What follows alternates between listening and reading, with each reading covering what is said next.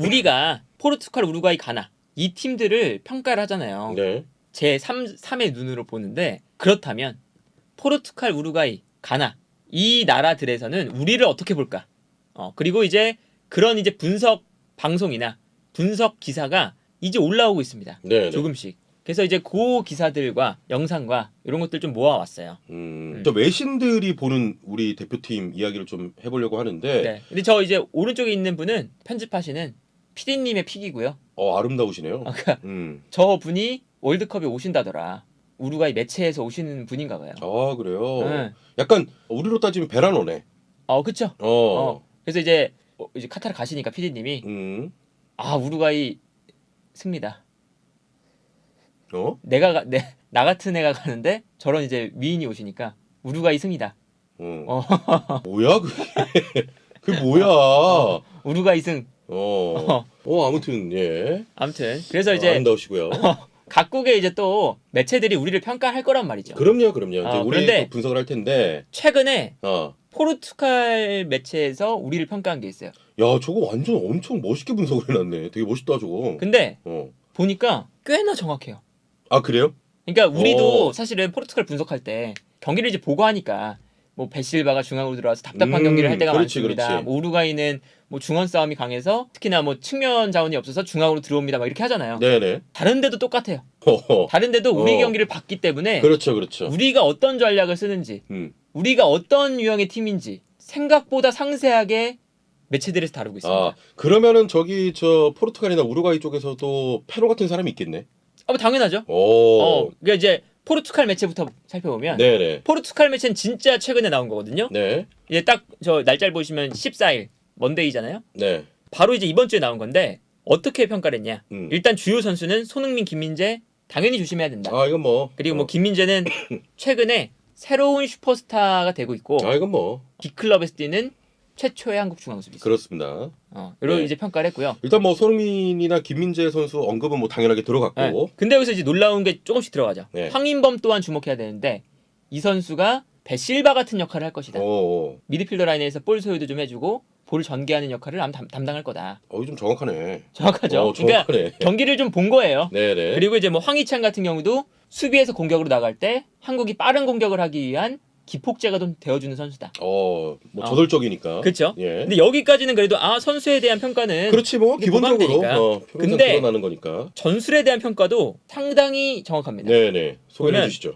벤투가 한국 대표팀에 볼을 소유하는 축구를 이제 도입하고 있는데 여기서 좌우 측면을 넓게 활용해서 네네.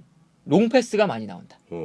그래서 중앙 미드필더나 수비 라인에서 좌우 측면을 뿌려주는 롱패스를 통해서 경기를 풀어나갈 때가 많다. 네네. 이게 우리 대표팀 특징이거든요. 사실. 그 정확하네. 그죠?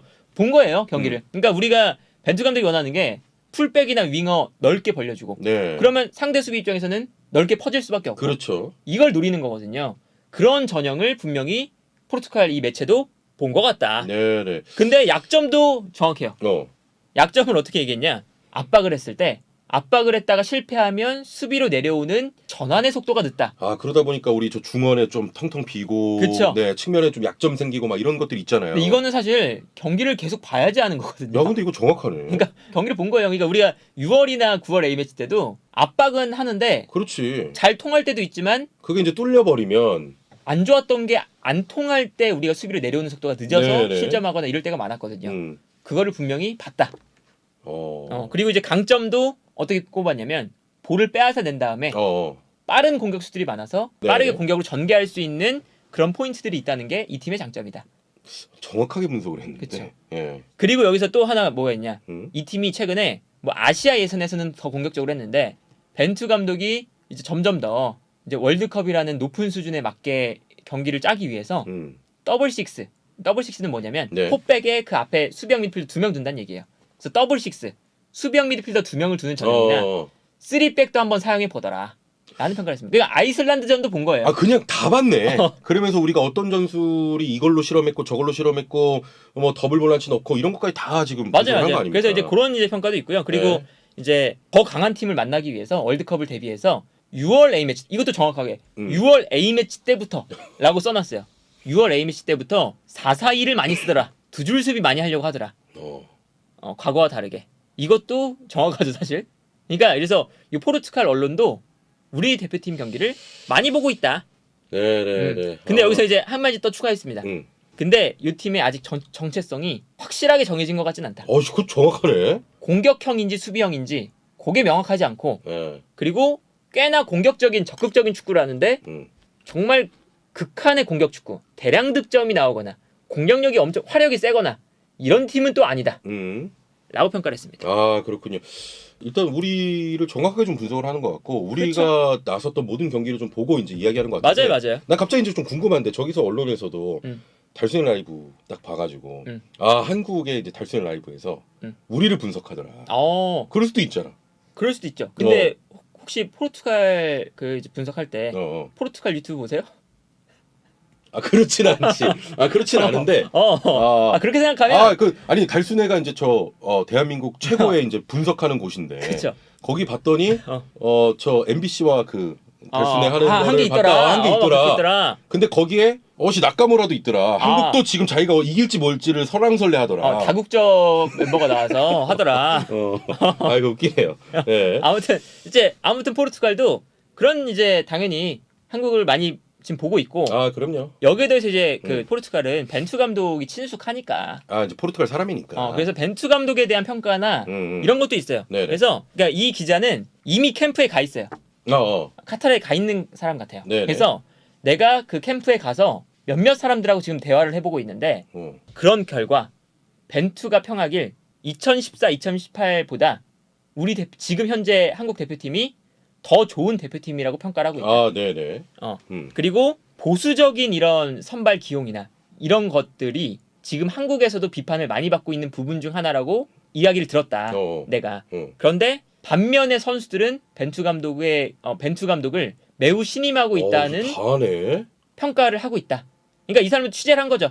가서 예. 이제 한국 사람들하고 만나서 뭐 너네 어때, 우린 어때, 뭐 이렇게 얘기 또 나눈 거고. 실제로 이제 우리 선수들은 좀 벤투 감독을 좋아한다 이런 얘기도 많잖아요. 그렇죠. 그러니까 네. 정확하게 지금 파악을 하고 있다. 야. 그리고 이제 이런 얘기도 하더라고요.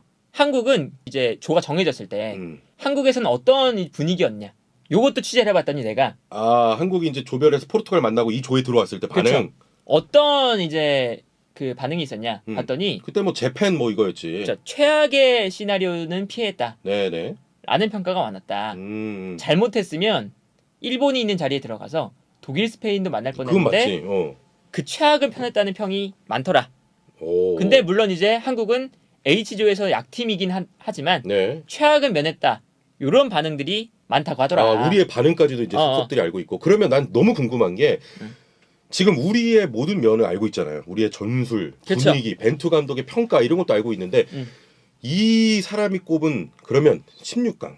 16강. 나 궁금하다. 이 사람이 어떻게 평가했는지. 근데 저는 이 사람이 축구를 아는 사람일 것 같거든요. 축구를 되게 많이 보고. 그러니까 지금 한 다 알고 사람 있어 지금 보니까. 근데 이런 사람이 포르투갈의 페노야 지금. 보통 역배에 걸어요. 역배고. 그러니까 내가 축구의 지식이 너무 많아서 다들 이렇게 생각하지만 이런 점도 있을걸? 이런 이유가 보통 많습니다. 브라질, 세르비아, 스위스 있을 때 브라질이 당연히 거기서 1등할 거라 생각하지만 스위스 만만치 않을걸? 그런 약간 약간 이제 페노 스타일. 공에 살짝 꺾는 게 있어요. 페노도 약간 꺾잖아. 그래서 어떻게 평가했냐? 포르투갈 1등. 당연히 포르투갈 사람이니까. 포르투갈 1등. 그건 뭐 한국 2등. 우루과이 3등. 우리나라를 2등으로 꼽았어. 약간 꺾었네. 한번 꺾어서 한국이 내가 봤더니 분명한 강점이 있는 팀이다. 그래서 우리 조에서 2위 정도는 할 수 있을 것 같다. 내 생각. 그러니까 거기도 써놨어요. 내 생각에. 네. 내가 봤을 때는 한국은 매우 강한 팀이고 그래서 2위도 할 수가 있다. 난 이렇게 생각한다. 대단히 이제 축구 전문가고 약간 꺾은 느낌도 있네. 그렇죠. 그런 게 있어요. 역배. 보통 역배인가? 이제 그 전문가의 그런 게 있거든요. 나는 그 전문가만의 그게 있지. 다들 이거 보지만 난 좀 달라 이런 거 있잖아. 살짝 요것도 우리가 봐야 됩니다. 그렇지. 이런 거 있잖아요. 그런 걸 아마 좀 한국이긴 한데. 정확하네. 페노랑 저 성품도 비슷하네. 자 그러면서 네. 벤투 감독이나 전체적으로 우리나라에 대한 총평을 좀 한 것 같아요. 네. 그래서 뭐 한국이 일단은 벤투 감독에 대한 평을 한 거예요. 네네. 10년부터 2010년부터 2018년까지 6명의 감독을 갈아치웠다. 이거는 사실은 중심이 너무 없는 거니까 매우 이제 흔들리는 모습을 보여줬는데 벤투 감독은 4년 동안 이 팀을 맡았다. 그것부터가 일단 매우 달라진 점이고 네. 그 조직력을 꾸준하게 유지할 수 있다는 게 벤투 감독이 만들어 놓은 성과라고도 할 수가 있다. 그리고 이제 벤투 감독이 2014, 2018 때는 심지어 본선 무대에 우리가 올라오는 것도 매우 어려웠다. 한국에 올라가는 것도 어려웠다. 아시아 최종 예선. 그래서 네. 심지어 그때는 그 상대 팀들이 못해서 올라간 거에 가깝다. 근데 이번에는 한국이 스스로 잘해서 아주 좋은 성적으로 올라갔기 때문에 편안하게 왔다 이거구나. 분명히 한국도 강팀이라고 봐야 되고 네네. 한국을 무시할 수가 없다. 이러면서 이제 그 벤투 감독의 이런 그 경험이나 이런 것들이 분명히 한국에게는 도움이 될 것이다. 이런 이제 이야기를 했습니다. 네. 아니 근데 진짜 듣다 보니까 나름 일리 있는 분석 그리고 우리나라에 대해서 좀 정확히 알고 있는 것 같은데 약간 페노 같은데 스타일이? 아주 잘 알아요. 잘 알고? 맞아? 정확해? 아니 뭐 그런 것도 있죠. 그러니까 뭐 벤투 감독 평하는 것만 봐도 그러니까 좋은 것도 있고 나쁜 것도 있잖아요. 당연히. 그렇죠, 그렇죠. 그래서 뭐 보수적인 기용이 약간 페노랑 욕을 먹는다라고 하는 동시에 네. 욕을 먹긴 하지만 선수들한테 평도 좋고 네. 또 4년 동안 이끌면서 조직력을 맞춰봤다는 그런 긍정적인 효과도 분명히 있다. 존재한다. 네. 아주 객관적입니다. 한쪽으로 안 쏠리고. 여러분 이번에 저희가 MBC 어제 촬영한 거 이제 곧 올라올 텐데 거기 보시면 정말 페노랑 똑같습니다. 페노가 평론한 거랑 비슷한데. 아예 아주 한쪽으로 이제 가셨더라고요. 어제 보니까. 또 한국 3승 막 이런 거. 그건 아니었어. 그건 아니었는데 제 롤을 한번 그렇게 해야 될 것 같더라고. 그 위치에. 거기서. 특히 그 반대편이 조금 비관적인 분들이 많잖아요. 제가 스포를 살짝 해드리면 나도 사실은 그렇게까지 치우친 얘기는 잘 안 해. 막 이긴다, 무조건 이긴다 이런 얘기 잘 안 하거든 사실. 와 근데 너무 비관적이러더라고 사람들이. 비관적이보다 현실적인 분들이 많으시죠. 그래요, 특히나 그래요. 그쪽 특히 그 반대편에 그래요. 구거지님과 레드재미 형님이 아주 현실적인 분들이시기 때문에 저기 나카무라와 저기 우루과이 대변인이 계셔가지고 제가 살짝 꺾었다 그날. 그래서 제가 그런 롤이라도 해야 될 것 같아요. 나 이번에 아마 나가면 또 욕 엄청 하실 거야 나한테. 막 책상 치면서. 나한테 욕 엄청 하실 거야. 뭐 근데 저는 그건 줄 알았어요. 민주투사인 줄 알았어요. 네, 제가 그렇게 한번 했습니다. 제가 욕해도 나는 이번에 내 롤을 했다. 그럼요. 그렇게라도 내가 분위기 안 띄워줬으면 필요한 역할이 또 있고. 그리고 이제 그 포르투갈도 말고 우루과이 매체에서도 우리를 다룬 게 있거든요. 근데 저거는 우루과이 언론이다. 최근이 아니라 조추첨이 끝나자마자 우루과이에서 분석을 한 거예요. 그럼 좀 된 얘기네. 이거는. 근데 이걸 봐도 생각보다 많이 하네. 라는 생각이 들거든요. 네네. 그래서 저 라인업만 보셔도 우리가 최종 예선까지는 딱 적었었어요. 그리고 이용 선수도 계속 주전이었고. 네. 그다음에 오른쪽에 이용 나와 있고. 그리고 4-2-3-1 전형 쓰면서 오른쪽에 황희찬, 왼쪽에 손흥민 있는 거를 알더라고요. 확실히. 네네. 그래서 저렇게 이제 하면서 뭐 평가를 했습니다. 그러니까 베스트 11을 나열을 해버린 거네. 그렇죠. 나열까지 하면서. 그러니까 이게 사실은 우리가 보면 그때 최종 예선 때는 저기 베스트 11 맞거든요. 네, 그러네요. 그러니까 확실히 파악을 하고 있다. 저 언론도. 그리고 저 분석하시는 분이 그 펠로소 감독이라고 올해 나이가 이제 많으신 감독님이신데 은퇴를 하셨어요. 네. 그 파라과이 국대도 하셨던 감독입니다. 그러니까 일단 기본적으로 전문가시다. 그렇죠. 그래서 저렇게 이제 하면서 평가를 어떻게 하셨냐? 한국은 아시아에서 가장 잘하는 팀으로 보인다. 경기를 내가 보니까 네네. 경기를 풀어가는 능력이나 이런 것들이 월드컵에서 분명히 먹힐 만한 수준의 플레이들을 보여준다. 네. 그래서 뭐 이란 이런 팀들과 함께 아시아 최고 팀이다. 그렇죠. 그리고 조직력도 좋고. 그런데 그리고 강점은 아주 역동적이고 스피드가 있는 팀이다. 장점으로. 네. 단점은 공중전. 공중전을 꼽아서 단점을? 우리가 공중 싸움은 우리가 훨씬 더 우위에 있다. 일단은. 네네. 그래서 한국 대표팀의 단점이 공중전이기 때문에 이거를 또 공략해봐야 된다. 네네. 근데 이것도 사실 맞는 얘기거든요. 그러니까 제가 생각했을 때도 우리가 월드컵에 나갔을 때 그냥 오픈 플레이 상황도 매우 위험하지만 저는 세트피스 상황에서 매우 위험하다. 이게 그동안 이제 우리가 아시아 예선에서는 잘 안 드러났거든요. 네네. 왜냐면 아시아 팀들이 세트피스에 사실은. 그렇게 강하지 않아요. 근데 우리가 지금 하고 있는 아주 지역 방어 전술적으로 좀 들어가자면 그런 거예요. 10명의 선수가 필드 플레이 10명 모두가 대인마크보다는 지역 방어에 모두 좀 쏠려 있습니다. 되게 좀 극단적일 정도로. 네네. 그래서 우리 이제 그 경기 보시면 좀 기억나실 텐데 코너킥 올라올 때 골대 앞에 선수들이 그렇지. 그냥 일렬로 이렇게 일렬로 서 있잖아요. 맞아요. 그게 지역 방어인 거예요. 그냥 서서 먼저 좋은 위치를 선점하고 있겠다. 네네네. 이게 지역 방어거든요. 근데 이거의 단점 뭐냐? 사람을 놓칠 수 있다. 나는 서서 뛰고, 그러니까 사람을 놓쳐도 어차피 골대 앞으로 어차피 볼이 올 거기 때문에 그렇지. 서서 뛰면 된다. 이건데 나는 서 있는 거고 저기서 공격수들은 달려와서 달려들어요. 스프린트하고 그러면 레더하지. 러닝 점프가 높겠냐? 네. 제자리 점프가 높겠냐?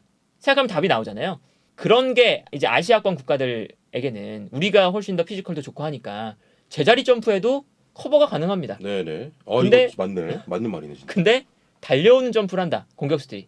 거기다가 이제 뭐 저렇게 좋은 선수들, 피지컬 심지어 좋은 뭐 선수들. 누네스, 네. 포르투갈 호날두, 뭐 포르투갈의 뭐 디아스, 키 큰 선수들이 막 달려와요.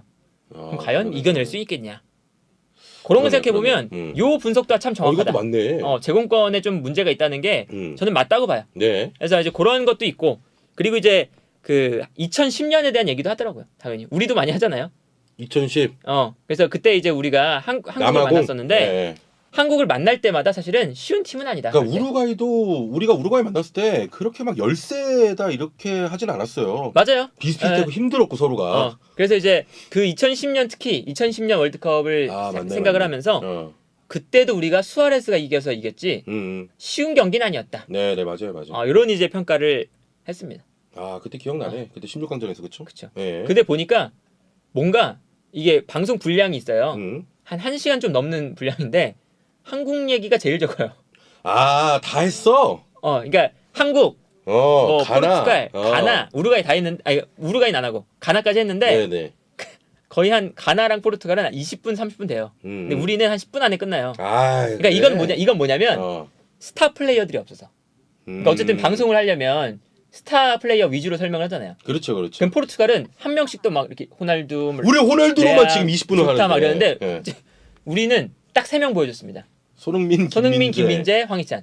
황희찬. 그리고 심지어 이제 김민재도 그때 이제 그 로시라는 페네르바체 선수가 있었고 김민재도 페네르바체 소속이었기 때문에 네네. 김민재 아주 좋은 선수다. 페네르바체 경기 보니까 진짜 잘한다 이 선수. 네. 막 이런 평가를 했거든요. 근데 이제 가나 대표팀에도 좋은 선수 많잖아요. 뭐 이제 아이유나 파티나 살리 뭐 바바나 이런 선수들이 있었기 때문에 그때 네네네. 당시에도 그런 선수들 막 설명하면서 이제 우리의 분량이 적긴 하더라. 저기도 조회수 빨라는 거 아니야? 그렇죠. 그러니까 뭐 당연히 한국에 이제 했어요. 그러면 이제 그치. 한국의 손흥민 요즘 어떻고요? 그렇지. 손흥민 어떤 플레이 여기서 보여주고 이래야 보거든요. 맞아. 그러다 보니까 우리 분량이 진짜 극도로 작아요. 근데 저기도 그럴 거 아니야. 프리미어리그 득점한 거 막을 수 있을까? 뭐 이런 거 할 거 아니야. 그런 거 할 우리도 거죠. 발베르데 하나로만 2, 30분을 끌 수 있는데. 아무튼 그래서 그건 맞다. 근데 그런 걸 생각해도 우루과이도 그러니까 뭐 우리가 보는 것처럼 우루과이 언론들도 그렇지. 우리를 잘 파악하고 있더라. 그럼요. 그런 생각이 듭니다. 자, 일단 뭐 당연히 상대 팀들도 거기도 이제 전력 분석하는 뭐 그런 데가 있고 이제 언론도 그렇고 그리고 포르투갈이나 애초에 우루과이. 저 감독님이에요. 그럼요. 심지어 파라과이 국대를 했던 감독님이시기 때문에 그러니까 우리보다 축구 콘텐츠가 조금 더 발전했죠. 그럼요. 많이 발전했죠. 감독이 직접 나와서 설명을 해주니까. 자, 포르투갈과 또 우루과이에서도 우리를 또 정확하게 좀 분석을 하고 있더라. 그렇죠. 네, 이 말씀 또 전해드리겠습니다. 네.